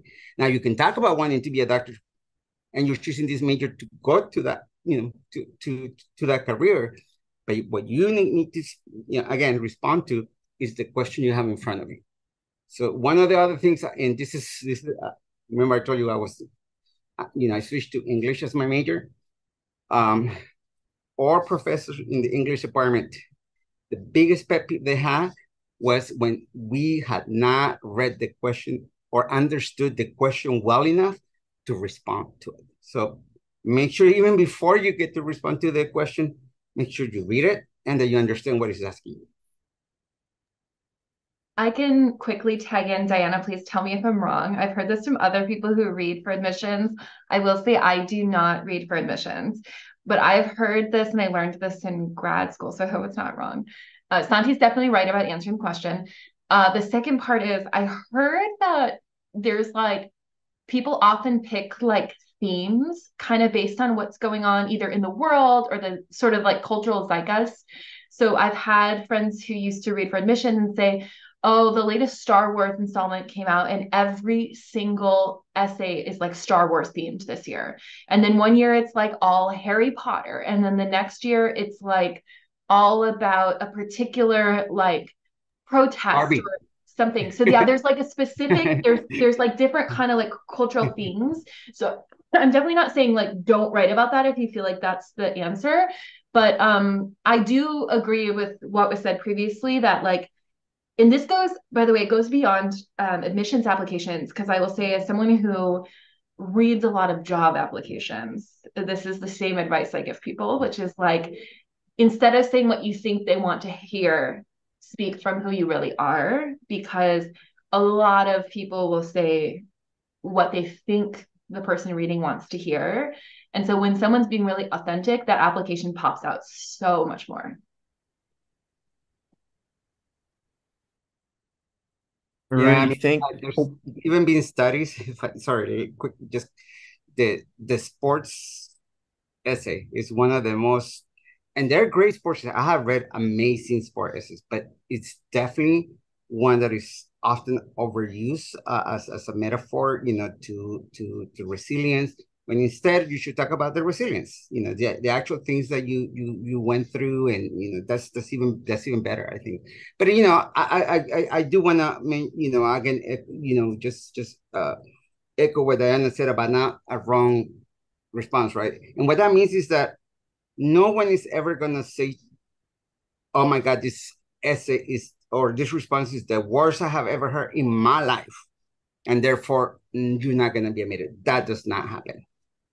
Okay, so just rest assured that your response is either gonna elevate your application or it's not gonna do anything. So it's not gonna hurt you negatively. It's again a place where you can definitely you should be coming through in those responses, and that's really what that's meant to do. It's meant to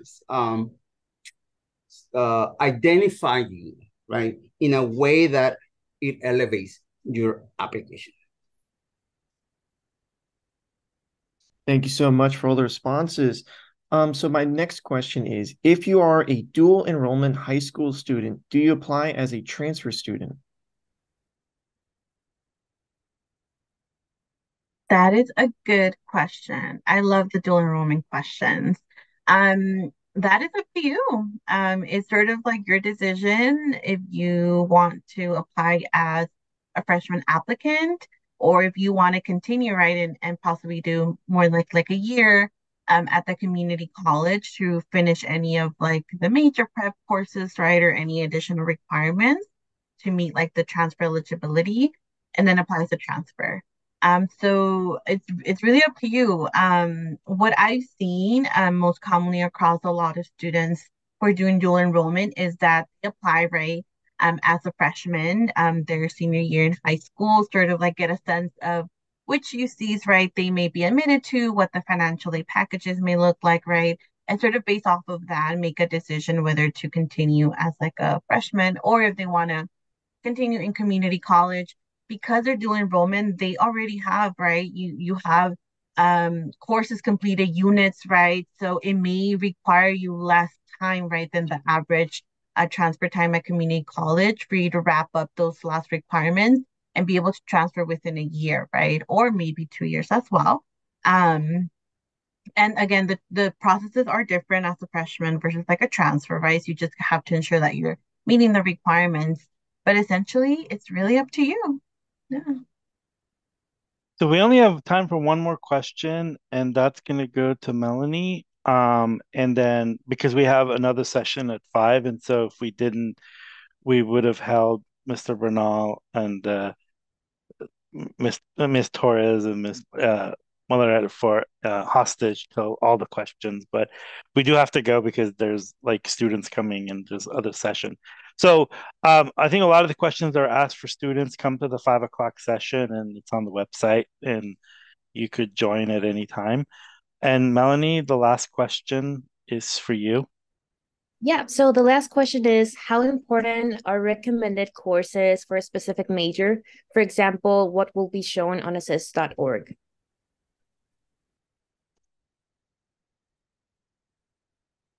My internet is a little bit like off, but I think the question was like how important are recommended courses, right? For are the majors? Okay. In So assist.org, yeah, there's the required and right, recommended. yes. Yeah, good question. So what I'll say is always focus on the required, right? That should be your priority. I'm taking the required courses, right? Ensuring that you have those, doing your best to try to have, the bulk of it completed early on, right? And not leaving too many in progress or plan for like winter and spring term before you're transferring. If you have the bandwidth, right? If you're able to take on the recommended, definitely do it, right? Take some of these courses.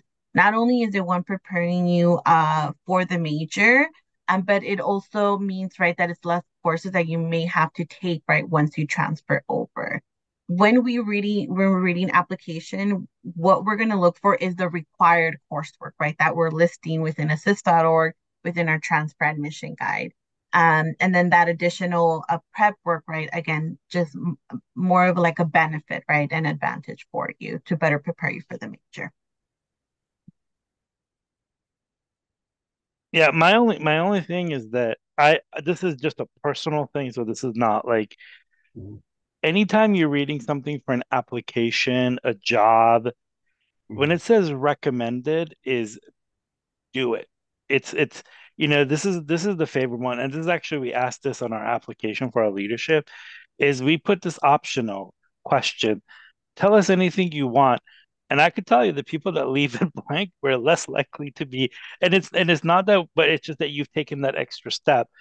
Certainly impacted degrees and majors if you finish your classes at the community college, as what Ms. Torres said, is that less classes you take at UCLA, maybe you could take more electives, maybe you want to go take a fun class like, I don't know, or maybe you want to do research, so if you take, and so yeah, so definitely look at that. And like I said, I would love to keep everyone here, but we've got another group coming at 5, and unfortunately my Zoom won't let us start due to I have to open up another laptop, that laptop has to be updated, and there's other stuff. But I really appreciate everyone being here today and being insightful. And yes, this recording will be posted sometime in the next few days, and hopefully we'll see you on the flip side at 5 o'clock or in a minute. Thank you. Thank you. Thank you. Take care, everyone. Have a good weekend.